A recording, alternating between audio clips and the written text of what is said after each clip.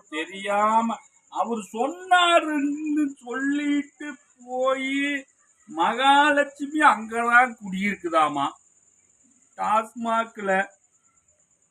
நான் மகாலட்சுமி நம்ம வீட்டுக்கு வரவே மாட்டேங்குது. நம்மளாவது டாஸ்மாக் பக்கம் போய் ஊடு வாசு பார்த்து கிழக்கு முன்ன வடக்கு முன்னு சௌரியத்துக்கு டேப்பா பிடிச்சி கரெக்டா கட்டுறான்.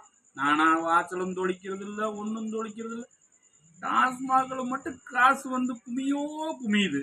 அப்படியாவது டாஸ்மாக் பக்கம் போய் மகாலட்சுமி இழுத்துட்டு வரலான்னு பார்த்தா நம்மளை பீச பிடுங்கி இன்னைக்கு வாசப்படியில் உட்கார வச்சுட்டாங்க, மாடிப்படியில. சரி, புரட்டாசி மாசம் காட்டி பரவாயில்ல.